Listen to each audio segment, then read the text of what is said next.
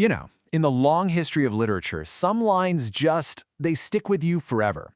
Today, we're going to do more than just translate a poem. We're going to step inside the mind of China's poet immortal, Li Bai, and try to understand a sorrow so deep, it's been echoing for over 1,000 years. And let's just jump right into the heart of it, shall we? This is the core problem, the big, unsolvable riddle of the entire poem. Li Bai is asking something we've all felt. What do you do when everything you try to do to fix your pain just makes it worse? The rest of the poem is basically his search for an answer. All right, so to really get this poem, you have to understand the man and the moment he was in. We need to set the scene. We've got a genius poet, brilliant but also deeply frustrated with his life, and he's at a dinner party, standing on the edge of creating this masterpiece. Yeah, Li Bai wasn't just some poet. The guy was a legend, a total rock star in his own time. They called him the poet immortal for a reason. His personality was just as big and wild as his poems, famous for his love of wine, his intense loyalty to his friends, and this incredible, powerful imagination. And underneath it all, you've got this deep current of Taoist thought, this constant desire to break free from the world. So, picture this. The year is 753 AD. Li Bai's at this place called the Xie Tiao Pavilion, and he's throwing a going-away party for his buddy, Li Yun.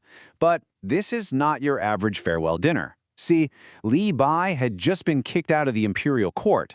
All his political ambitions were totally crushed. So this dinner, it becomes the perfect stage for him to just let loose a lifetime of frustration. And he absolutely does not hold back. The poem just ignites with this cry of pure pain. There's no slow build-up, no pretty descriptions of the scenery. It's just raw, unfiltered emotion, right from the very first word. The poem kicks off like this. Qu wo zhe, jewelry jiri bu ke liu.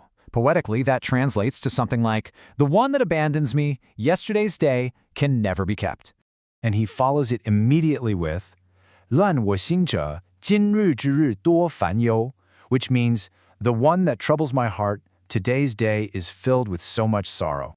What's so amazing here is who he's mad at. It's not a person. He's literally at war with time itself. Yesterday isn't just the day before. It's every single lost opportunity, his entire failed political career. It's a past he can never get back. And today is no better. It's just this chaotic mess of frustration. He feels like his talent, his genius, is just rotting away. And that's what's really torturing him. But right when we're sinking into that despair with him, the poem completely shifts gears. Li Bai looks out from the pavilion, and for just a brief, shining moment, the beauty of nature and the warmth of his friendship give him an escape. He writes, 长风万里送秋雁，对此可以酣高楼. A great wind carries autumn geese 10,000 miles. Faced with this, we can drink our fill in this high tower. It's like he sees this endless, open sky, and it makes him feel just as boundless, just as free. And then he turns to his friend, and he raises a toast. But he does it with words that are as strong as any wine. 蓬莱王将Jian'an gu, 中间小谢有清法. He says, your writing has the substance of Penglai and the strength of Jian'an bone, while mine, like little Xie's, is fresh and vibrant. Okay, so let's decode that a little bit, because it's packed with meaning. Penglai wasn't just a mythical island, it was also the name of the imperial library. So he's calling his friend's work scholarly and timeless. Jian'an bone was a famous literary style known for its raw power and integrity.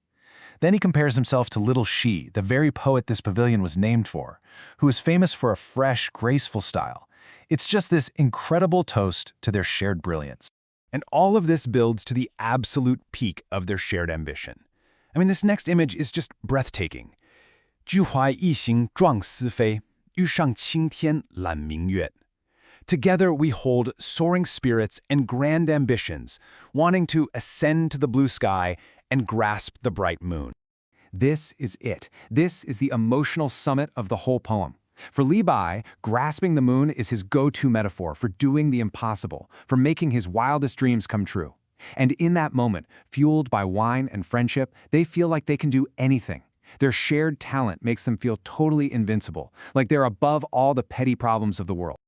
But you know that feeling can't last, right? It's only for a moment. That soaring ambition is about to come crashing right back down to earth. The dream is about to slam into the hard, cold wall of reality. And this really gets us to the poem's core conflict. I mean, what do you do when your spirit is meant to fly, but the world keeps you in a cage? How do you even begin to deal with that? And that brings us right back to those famous immortal lines, 抽刀断水水更流，举杯消愁愁更愁. Drawing a sword to cut water, the water flows faster still. Raising a cup to drown sorrow, sorrow only grows stronger. You can just feel how useless the struggle is.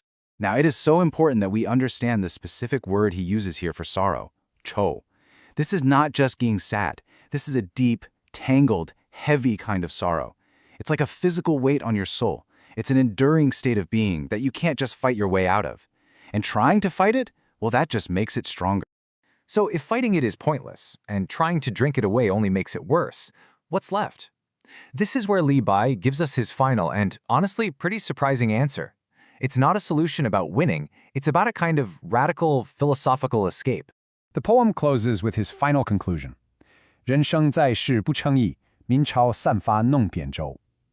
In this world, life never goes as one wishes. Tomorrow I will let down my hair and sail away on a little boat. This ending is just a perfect three-step plan for a Taoist escape. First, you have to accept reality. Life is always going to let you down. Second, you abandon society's rules. Letting his hair down is a huge symbol, rejecting his status as an official and all the expectations that come with it. And third, you retreat. You find your freedom not by conquering the world, but by simply disappearing from it, sailing away into the peace and quiet of nature. And that, right there, is why a poem written at a dinner party over 1,200 years ago can still hit us so hard today. It perfectly captures a struggle that, let's be honest, we all recognize in our own lives.